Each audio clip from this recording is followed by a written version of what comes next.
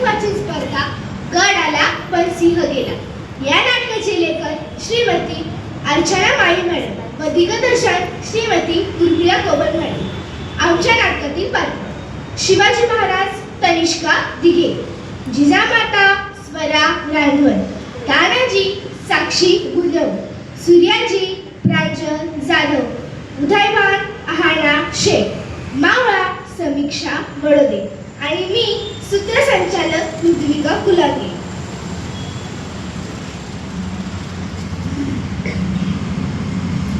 दिमागदारपणे चाललेली स्वराज्याची घोडदौड पुरंदरच्या खाडीवर थांबली होती।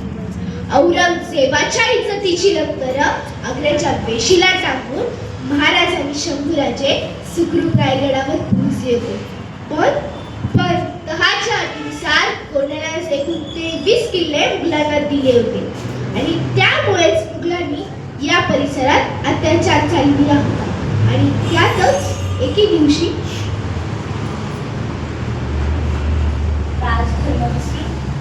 हेवे दावे आणि मौज मध्ये डुबलेल्या कौरवांच्या अंतासाठी श्रीकृष्णाला निजाम मुघल या सर्व राजसत्तांना रयतेच्या कल्याणाविषयी कैद्यांना घेणं नाही, रयतेच्या लुटीतूनच स्वतःचा खजिना भरण्यात ते मग्न आहेत। अहो साहेब, आपण आदेश करावा। शिवबा, या राजगडावरून समोरच्या कोंढाण्यावरचं मुघली दिशा पाहिलं की आया भीमीचे खंबरडे ऐकू येतात आम्हाला। रयतेची चिंता इंद्राला कोण देत नाही। स्वराज्याचं निशाण कोंढाण्यावर पडवा शिवबा, कोंढाणा स्वराज्यात आणा। आमची बांधिलकी आपल्या शब्दाशी रयतेशी मुघलांनी धोकाने फिकिरी करून तह फोडला। आता मुघलांविरुद्ध लढाईचा कोंढाण्यावर नारळ फोडायचा। मुद्रा राजा मुद्रा, महाराज तानाजीराव आले ती।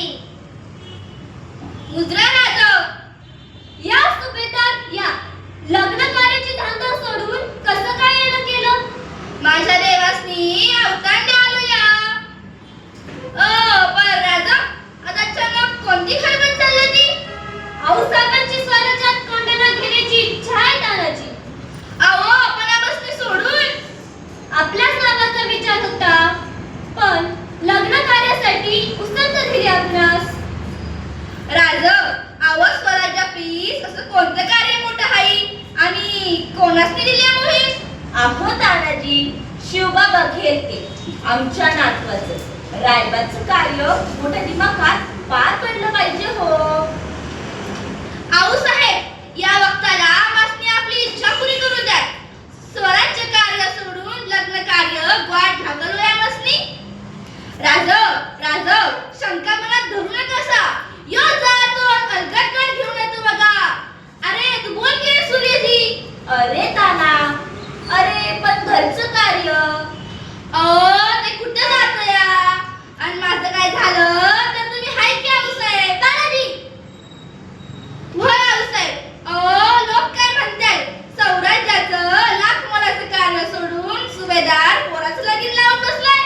ताना, अरे पण रायबाचं लग्न? नाही आऊसाहेब, नाही। कोंढाण्याचा मान माझा हाय।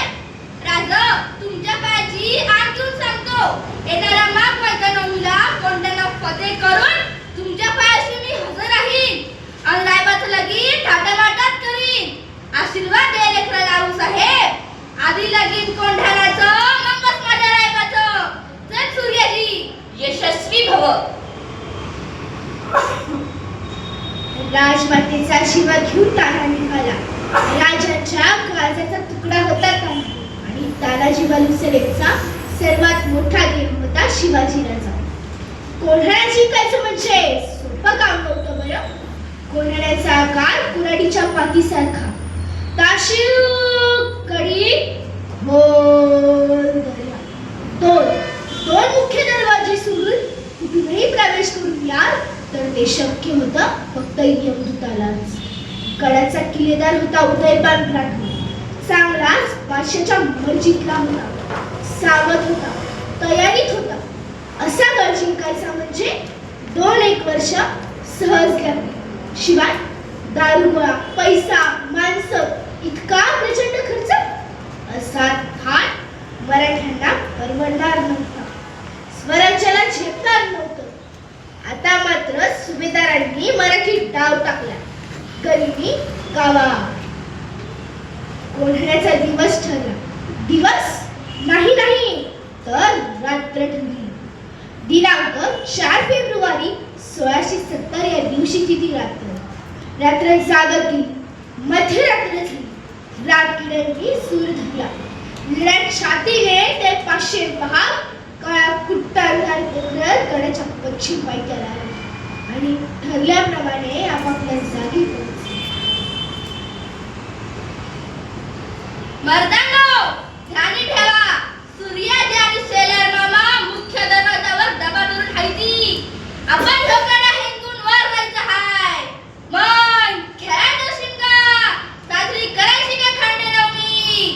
ती सुजवायच्या आत गडा भगवान निशाण दिसायलाच पाहिजे. हर हर महादेव. हा हा हा हा हा हा हा हा हा हा। ये तुम क्यों लड़ते हो? इसमें क्या देता है वो सिवा? क्या मिलता है तुम्हें स्वराज्य से? ना वतन ना जागीर, हमारे साथ आओ, सब कुछ मिलेगा. अरे हट तू. अरे स्वतःच्या आईला गुलाम करून मिळालेल्या तुकड्यांवर जगणारा तू, तुला काय करणार रे माझं राज? अरे या जन्मभूमीचं पांग फेडायचं हाय आमसनी. मुझसे ज्यादा कुछ नहीं मिलेगा सुबेदार. आज तुम में से कोई बचकर नहीं जाएगा. अरे बचकर तर तू भी नाही जाणार. आम्ही तुझ्या बादशालाही याच मातीत गाडणार आहे.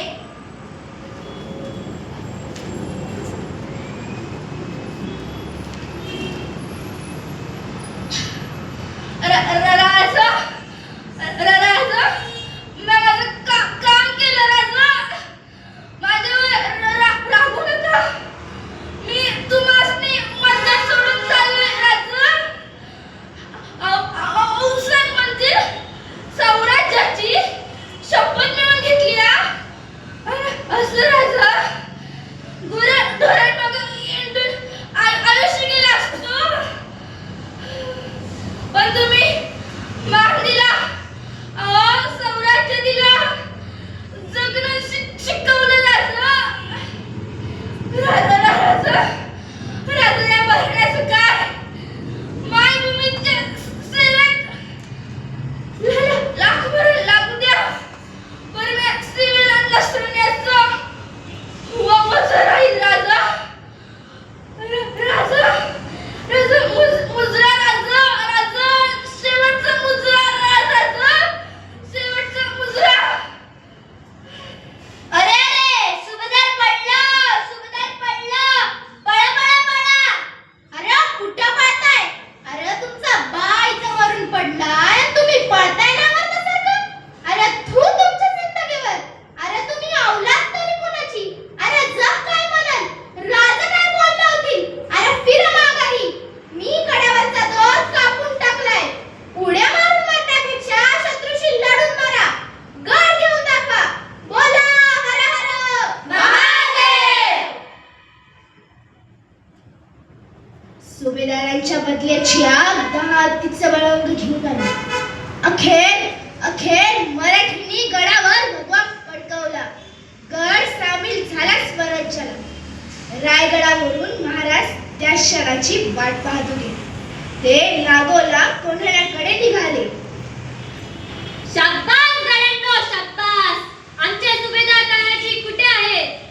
ते राज सुभेदार शर्तीनं लढलं, पण डालीनं घात केला. काय? तानाजी, अरे काय केलंस भादरा? अरे धैर्याने लढलास. साऱ्या जगाला प्रेम नाही असा लढलास. अरे सिंहासारखा लढलास तानाजी. कोणत्याला स्वराज्य त्यांना, पण माझा सिंह गेला. मावळ्यांनो, गड आला पण सिंह गेला.